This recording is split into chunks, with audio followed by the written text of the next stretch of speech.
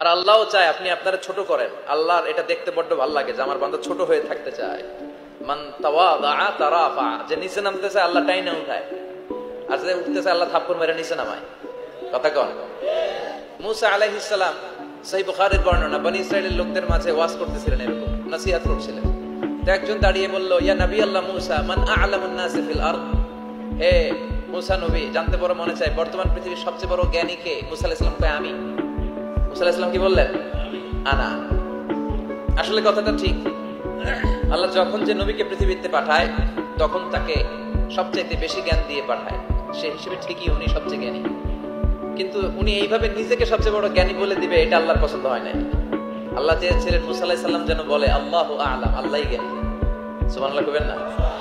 কিন্তু তা না করে উনি কি করলেন? যখন বললো সবচেয়ে বড় জ্ঞানী কে, উনি হুট করে কি বলে ফেললেন? আনা, আমি। আল্লাহ এটা পছন্দ করেনি। আল্লাহ ডেকে বললেন, মুসা ইউ আর অ্যাবসলিউটলি রং, তুমি ভুল করেছো, তুমি সবচেয়ে জ্ঞানী নও, তোমার চেয়ে বড় জ্ঞানী আছে। সুবহানাল্লাহ পড়ে। তার মানে জানার কোনো শেষ নাই, জাননেওয়ালার উপর জাননেওয়ালা আছে। আর সবচেয়ে বড় জাননেওয়ালা কে? মুসা আলাইহিস সালাম রে আল্লাহ বললেন, মুসা তোমার চেয়ে বড় জ্ঞানী আছে, তার নাম হচ্ছে খাদির। কি নাম? আরো জোরে বলেন, কি নাম? খাদির। উনি কোন জায়গায় বসলে ওখানে ঘাস লতা পাতা যদি শুকনো থাকতো, ওনার বরকতে ওগুলো সবুজ হয়ে যেত, এজন্য ওনার নাম খাদির। কিন্তু আমরা বলি খিজির। আমরা কি বলি? খিজির। আল্লাহ বললেন, ইযহাব ইলা মাজমাইল বাহরাইন, দুই সাগরের মিলন কেন্দ্র, ওখানে যাও, ওখানে যে এমন এক বান্দার সন্ধান পাবা সে তোমার চেয়েও জ্ঞানী। সুবহানাল্লাহ পড়ে। তাহলে আমি সবচেয়ে বড় জ্ঞানী, আমি আল্লামা, এটা বলতে পারে শয়তান। চিল্লা এখন ঠিক কিনা? এজন্য আমরা যেন নিজেকে নিজে সবসময় ছোট করে উপস্থাপন করি, তাহলে আল্লাহর দরবারে আপনি বড় হয়ে যাবেন। কথা বুঝতে পেরেছেন? আল্লাহ আমাদের সবাইকে কথাগুলো বুঝার ও আমল করার তৌফিক দান করুক। আমরা পড়ি আমিন। কি হয়েছে ওখানে? মানুষ জায়গা হয় না? আচ্ছা জি, ভলান্টিয়ার্স যারা আছেন তারা ওই যে কাপড়গুলো খুলে দেন। খুলেই তো দিছে, তারপরেও জায়গা হচ্ছে না। কি আর করবেন? একটু কষ্ট করে শুনতে হবে। কষ্ট আছে যেখানে, সওয়াব আছে সেখানে। দাঁড়ায় শুনলে বেশি সওয়াব, তো ওনাদেরকে বেশি সওয়াব থেকে বঞ্চিত করবেন কেন? সওয়াব নেই কোনারা, আপনারা সওয়াব নেন, সওয়াব পাবেন ইনশাআল্লাহ। কষ্ট হচ্ছে না তো? এই মাহফিলে একবারে বসে যেতে হয়, টানা হিচড়া আমি করি না। টানা হিচড়া করলে ক্যামেরাওয়ালারা উল্টায় পড়বে, এই ক্যামেরাম্যানরা, তারপর একটা বিশৃঙ্খলা সৃষ্টি হবে। এজন্য টানা হিচড়ার দরকার নেই, যে যেখানে আছেন থাকেন। আবহাওয়াটা খুব সুন্দর আবহাওয়া, গরমও না ঠান্ডাও না। কি বলেন? আলহামদুলিল্লাহ পড়ি। কোনো আওয়াজ হবে না আশেপাশে, এই যে আপনি লাগবে না, থাকেন ওইভাবেই থাকেন। যে যেখানে আছি ওইভাবে থাকি, কোনো আওয়াজ হবে না। আমার সময় খুব কম, একটু পরেই আমাদের প্রধান মুফাসসির চলে আসবে। উনি আসার আগ পর্যন্ত কিছু কথা আমরা শোনার চেষ্টা করি, শিখার চেষ্টা করি। আমরা শিখতে এসেছি, শিখতেই হবে, আপনাকে পড়তেই হবে। কোরআনের প্রথম কথা হচ্ছে পড়ো, আর নিজের জীবন গড়ো। ঠিক কিনা? পড়তেই হবে আপনাকে, না পড়ে উপায় নাই। যখন যে অবস্থায় থাকবেন পড়বেন। জীবনে আমি একটা জীবনে আমার একটা কিছু মটো আছে, লক্ষ্য, এটাকে খেয়াল করে আমি চলি। বিষয়টা হচ্ছে এরকম যে আমি কখনো হারি না, আমি হয় জিতি নয় শিখি। এরকম একটা অ্যাটিটিউড রাখবেন যে শিখতে আমাকে হবেই, কিন্তু হেরে যাব না আমরা। চিল্লায় বলেন ঠিক কিনা? এবং শিখাটাই আপনাকে মুক্তি দিতে পারে। এজন্যই কোরআনের প্রথম কথা আল্লাহ শিখার ব্যাপারে উদ্বুদ্ধ করেছেন। আল্লাহ বলেছেন, ইকরা বিসমি রাব্বিকাল্লাযী খালাক, read in the name of your lord who has created, পড়ো তোমার প্রভুর নামে যিনি তোমায় শিখিয়েছেন। এজন্য পড়তে হবে, জানতে হবে। আসেন আমরা সরাসরি মহাবিশ্বের মহাবিশ্বয় মহাগ্রন্থ আল কোরআন থেকে শুনি। উদ্দেশ্য হচ্ছে যে আমরা নিজেদেরকে আলোকিত করব, উই এনলাইটেন আওয়ারসেলফ, ভিতরটাকে আলোকিত করব, আলোকিত মানুষ হব, সাদা মনের মানুষ হব, আল্লাহওয়ালা হব ইনশাআল্লাহ। পড়েন। উদ্দেশ্য যদি ভালো হয়, সওয়াব কামিয়ে আপনি শেষ করতে পারবেন না। আর উদ্দেশ্যে যদি ভেজাল থাকে, কোনো লাভ নাই। হাবা মানসুরা, সব শেষ। এগুলারে উঠাইলে, মিজানের পাল্লায় উঠালে কোনো ধরনের ওজন হবে না। আজকের এই তাফসীর মাহফিলে আমরা এসেছি শিখার জন্য আর একজনকে খুশি করার জন্য। তিনি কে? আল্লাহ তুমি কবুল করো। আমি আপনাদের খেদমতে সূরাতু আদ-দুহা তেলাওয়াত করেছি। এই সূরাটা মুখস্থ আছে না অনেকের? কমন একটা সূরা, প্রায় আমরা সালাতে পড়ি, মক্তবেই তো এগুলো শিখে ফেলছি, ঠিক কিনা?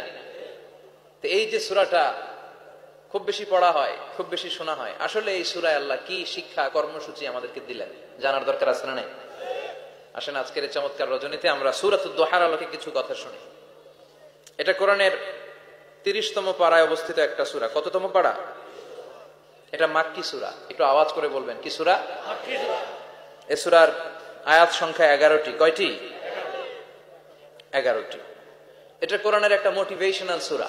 কি সূরা? মোটিভেশনাল। আমরা প্রায় এই শব্দটা শুনি না, মোটিভেশন মোটিভেশন মোটিভেশন। এই ছেলে কি তোমাদের কি হয়েছে? কথা বলা যাবে না তো, একেবারে চুপ থাকো, যে যেখানে আছো থাকো, কানগুলো খাড়া করো খরগোশের মতো, কোনো আওয়াজ হবে না, একেবারে চুপ। এটা কোরআনের মোটিভেশনাল সূরা, অনুপ্রেরণাদায়ক সূরা। আপনার মন যখন খারাপ তখন এই দুইটা সূরা পড়বেন, দোহাও পড়বেন, সূরাতুল ইনশিরাহও পড়বেন। ইযা ইশতাদ্দাত বিকাল বালওয়া ফাফাক্কির ফি আলাম নাশরাহ ফাইন্নাল উসরা বাইনাল ইউসরাইনি ইযা ফাক্কারতাহু ফাফরাহ। নিরাশ হওয়া যাবে না, হাল ছাড়া যাবে না, ভরসা রাখতে হবে একজনের উপর। চিৎকার করে বলেন, তিনি কে? হতাশ যারা, ফ্রাস্ট্রেটেড আপসেট পিপল, তাদের জন্য, হতাশ ব্যক্তিদের জন্য এই সূরাটা একটা আলোকবর্তিকা, একটা আলোর মশাল। এই সূরাটা পড়লেই হতাশ ব্যক্তিরা মনে শান্তি পায়, আশা ফিরে পায়, দিক ফিরে পায়, ঠিক কিনা? এই সূরাটা নাজিল হওয়ার একটা ব্যাকগ্রাউন্ড আছে, শুনবেন। বিষ্ণু ঈসা ইসলামের কাছে যখন ওহী নাজিল হতে শুরু করলো, বিষ্ণু ঈসা ইসলাম ওহীর কথাগুলো পৌঁছে দিতে লাগলেন। যাই নাজিল হতো বিষ্ণুনবী পৌঁছে দিতেন, বিশ্বনবী সাহাবাদের কাছে শেয়ার করে দিতেন। যেটাই নাজিল হতো তিনি পৌঁছে দিতেন, যেটাই, কারণ আল্লাহর আদেশ, ইয়া আইয়ুহার রাসূল বাল্লিগ মা উনজিলা ইলাইক। ও নবী, আপনার কাছে আমি ওহী থেকে যা নাজিল করি সব পৌঁছে দেন, একটাও গোপন করা যাবে। আল্লাহর কাছ থেকে বিশ্বনবী যে সমস্ত মেসেজ, ইনফরমেশন, তথ্য, রেভেলেশন ওহী পেয়েছে, একটাও কি বিশ্বনবী গোপন করেছে? সব প্রকাশ করে গিয়েছে, সব শেয়ার করে গিয়েছে। বিশ্বনবী শেয়ার করতে লাগলেন। সকালে যা নাজিল হয় শেয়ার করেন, দুপুরে নাজিল হয় শেয়ার করেন, রাতে নাজিল হয় শেয়ার করেন, শেয়ার করতে লাগলেন। কিন্তু কি অবাক করা কাণ্ড, হঠাৎ করে এই ওহী আসার ধারাবাহিকতা আল্লাহ বন্ধ করে দিলেন। ওহী আর আসে না, আকাশ থেকে নতুন তথ্য আর নামে না। ঘটনা কি? ওহী আসে না কেন? তথ্য আসে না কেন? জিব্রাইল আসে না কেন? কোন বর্ণনা এসেছে 15 দিন, কোন বর্ণনায় 1 মাস, 3 মাস, এমনকি 6 মাস পর্যন্ত বর্ণনা পাওয়া যায় যে বিশ্বনবীর কাছে 6 মাস ওহী আসে নাই। বিশ্বনবী তো অবাক, ঘটনা কি? ওহী নামে না কেন? আর ওহী না আসলে তো বিশ্বনবী শেয়ার করতে পারে না। এতদিন যা আসতো বলে বেড়াতো, এখন আসেও না, বলতেও পারে না। কাফির মুশরিকরা বিশ্বনবীর গালি দিতে শুরু করলো, মুহাম্মদের রব মুহাম্মদরে ভুলে গেছে, মুহাম্মদের আল্লাহ মুহাম্মদরে ছেড়ে দিয়েছে। বিশ্বনবীর চাচি আবু লাহাবের স্ত্রী উম্মে জামিল বলতে শুরু করলো, কি মুহাম্মদ, তোমার শয়তানটা তোমার কাছে আসে না? না, শয়তান দ্বারা তিনি জিব্রাইলকে বুঝিয়েছেন যে তোমার জিব্রাইল তোমার কাছে আসে না। এভাবে সবাই গালমন্দ করতে শুরু করলো যে মুহাম্মদের আল্লাহ মুহাম্মদকে ভুলে গিয়েছে। বিষ্ণু ঈসা ইসলাম নিজেও হতাশ হয়ে গেলেন। কি রে, ওহী আসে না কেন? আমার কোনো ভুল হচ্ছে না তো? আমার কোনো অপরাধ হয়ে গেল না তো? আল্লাহ কি আমার উপর অসন্তুষ্ট হয়েছেন? আল্লাহ কি আসলেই আমারে ভুলে গেছেন? আল্লাহ কি আমাকে ত্যাগ করেছেন? তিনি কি আমার উপর রেগে আছেন? আমরাও মাঝে মাঝে এরকম হতাশ হয়ে পড়ি। এরকম হতাশ লোক আছে না নাই? কি রে, আমার দোয়া কবুল হয় না কেন? আল্লাহ আমার ডাকে সাড়া দেয় না কেন? আমার জীবনে এত দুঃখ কেন? আমার জীবনে তো ভালো কিছু হয় না, খালি সব কষ্ট আমার কেন? এরকম আছে না নাই? এরকম হতাশদের জন্য এই সূরাটা একটা আলোকবর্তিকা, মোটিভেশনাল সূরা। আলহামদুলিল্লাহ পড়েন। বিশ্বনবীকে আল্লাহ আশ্বস্ত করলেন আর এই সূরাটা নাজিল করলেন আর বললেন, ওয়াদ-দুহা, ওয়াদ-দুহা। দুহা মানে আলো, দুহা মানে আলো, প্রভাতের সূর্য কিরণের শপথ। Look up, the sunlight, it's a very beautiful day out there. ও নবী, হতাশ হবেন না, বেরোন, সকালের সূর্যটা কত সুন্দর, কি ঝলঝলে পৃথিবী, ফকফকে আর তকতকে, দেখলেই মনটা ভরে যায়, ঠিক কি না? দোহা, দোহা মানে আলো, আশার আলো, সম্ভাবনার আলো। আমাদের জীবনে আলোর দরকার আছে না নাই? আলো না থাকলে আমরা বাঁচতে পারবো? আলো লাগে বড় ভালো। এই আজকে আলো না থাকলে আমরা দেখা যেত? এজন্য কোরআনকে আল্লাহ আলো বলেছেন। কোরআনকে কি বলেছে? কিতাবুন আনজালনাহু ইলাইকা লিতুখরিজান নাসা মিনাল যুলুমাতি ইলান নূর। ও Muhammad, I've revealed this holy Quran unto you to lead the mankind out of darkness into the light. অন্ধকার থেকে লাইট, লাইট মানে কি? আলো, আলোর দিকে নেওয়ার জন্য কোরআন পাঠিয়েছি। আবার বিশ্বনবীকেও আল্লাহ নূর, নূরের সাথে তুলনা করেছেন। আবার বিশ্বনবী আল্লাহর কাছে নূর চাইতেন, বলতেন, আল্লাহ আমার ডানে আলো দাও, আমার বায়ে আলো দাও, আমার সামনে আলো দাও, পিছনে আলো দাও, উপরে আলো দাও, নিচে আলো দাও, আমার দেহে আলো দাও, আমার মাংসপেশির ভিতরে আলো দাও, আমার হাড্ডির ভিতরে আলো দাও, আমার জন্য তুমি আলো দাও। পড়েন আমিন। এজন্য আলো ছাড়া বেঁচে থাকা অসম্ভব।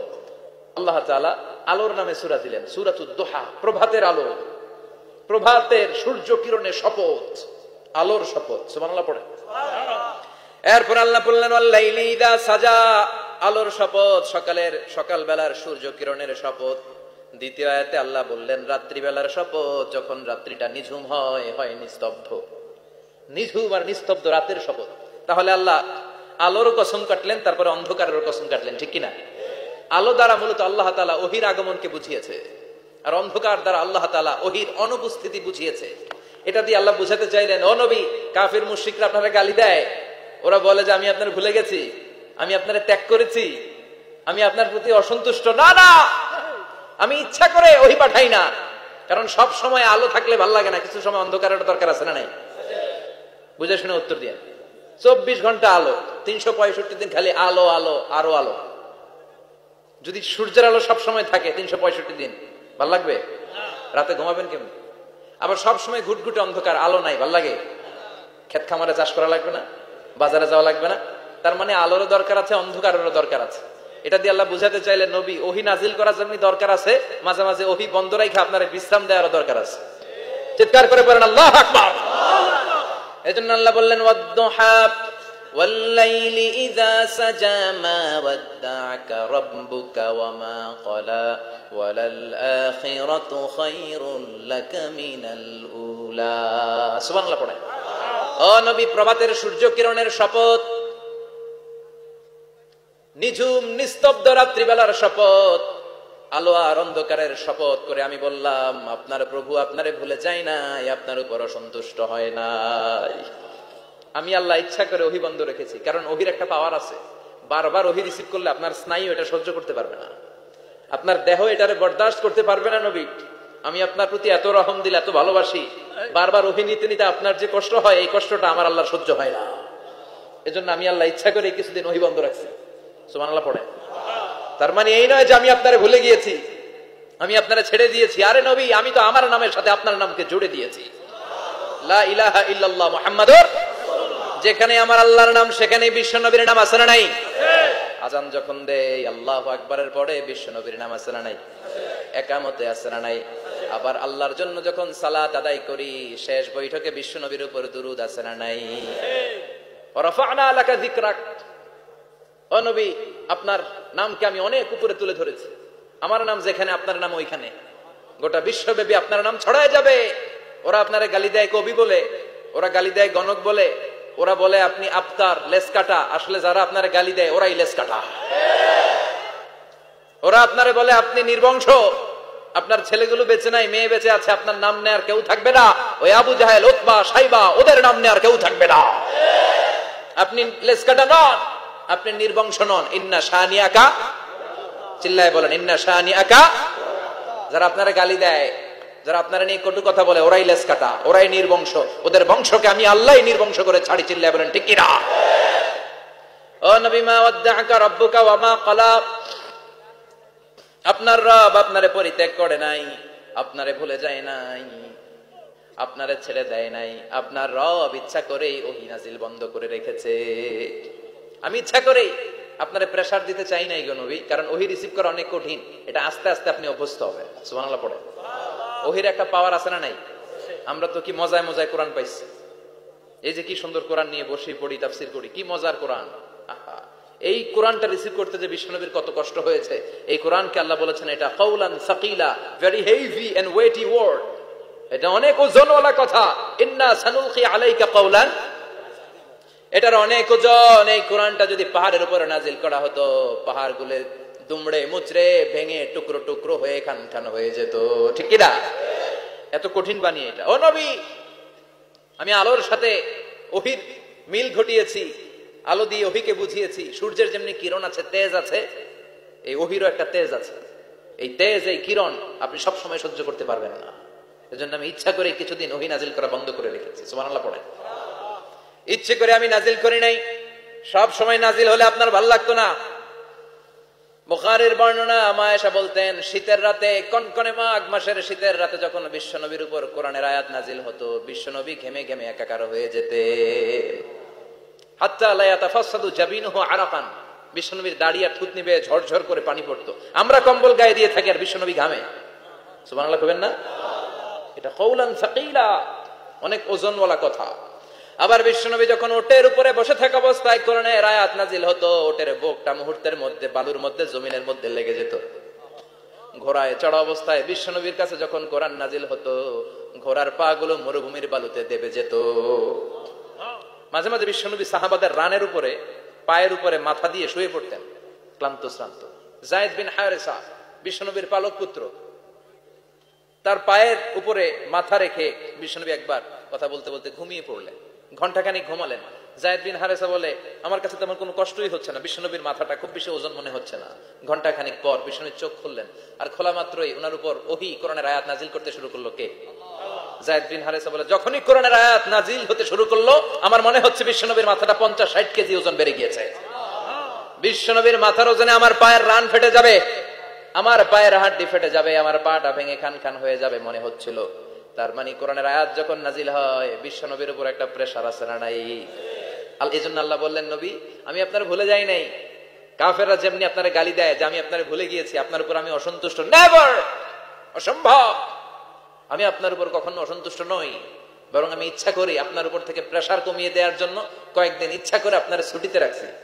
সুবহানাল্লাহ পড়েন, যাতে করে আবার এনার্জি গায়ে নেওয়ার পরে নতুন করে কোরআনের আয়াত রিসিভ করার জন্য আপনি সক্ষম হন। চিল্লায় পড়তে হবে আল্লাহু আকবার। এজন্য আল্লাহ বললেন, ওয়াদ-দুহা ওয়াল-লাইলি ইযা সাজা মা ওয়াদ্দা'আকা রাব্বুকা ওয়া মা ক্বালা ওয়ালাল আখিরাতু খায়রুল লাকা মিনাল উলা। এরপর আল্লাহ বললেন, নবী ওয়ালাল আখিরাতু খায়রুল লাকা মিনাল উলা, and verily indeed the hereafter is far better for you than this dunya. এই দুনিয়ার চেয়ে আপনার জন্য আখিরাতটা অনেক দামি। খায়রুল লাকা মিনাল উলা, এই দুনিয়ার চেয়ে আখিরাতটা অনেক শ্রেষ্ঠ। এতে আল্লাহ বললেন দুনিয়ার চেয়ে আখিরাত শ্রেষ্ঠ, আর এক আয়াতে আল্লাহ বললেন দুনিয়ার চেয়ে আখিরাত হলো স্থায়ী। ঠিক কি না? বাল তু'থিরুনাল হায়াতাদ দুনিয়া ওয়াল আখিরাতু খায়রুন ওয়া আবাকা। তোমরা দুনিয়ার জীবন নিয়ে পাগল পাড়া হয়ে থাকো, আল্লাহ বললেন দুনিয়ার জীবনের চাইতে আখিরাতের জীবন শ্রেষ্ঠ এবং স্থায়ী। ঠিক কি না? কার কথা? দুনিয়া স্থায়ী না আখিরাত স্থায়ী? দুনিয়া শ্রেষ্ঠ না আখিরাত শ্রেষ্ঠ? কিন্তু আমরা কোনটার পিছনে দৌড়াই? খালি দুনিয়া দুনিয়া। দুনিয়া কে মজা লে লো, দুনিয়া তোমারি হ্যায়, কিন্তু জান্নাত কে মজা লে লো, জান্নাত তোমারি হ্যায়, ওইটা কয় না? আছে না নাই? দুনিয়ার পেছনে পাগল হয়ে আমরা পড়ে থাকি। এই দুনিয়ার জীবনটা একটা মায়াজাল, এটা একটা মরিচিকা। এই মরিচিকা, এই ধোঁকা, এই লালসা আর এই মায়াজালের পেছনে আমরা ছুটছি। ছুটতে ছুটতে হুট করে একবার কবরের ভিতরে ঢুকতে হবে। কথা বলেন, তখন আমাদের টনক নড়বে। এজন্য দুনিয়া মুমিনদের জন্য শ্রেষ্ঠ আর স্থায়ী জায়গা নয়। মুমিনের আসল জায়গা হচ্ছে আখিরাত। মুমিনের শান্তি আর কল্যাণের জায়গা হচ্ছে আখিরাত। জান্নাত হচ্ছে মুমিনের শেষ ঠিকানা। চিৎকার করে বলেন ঠিক কি না?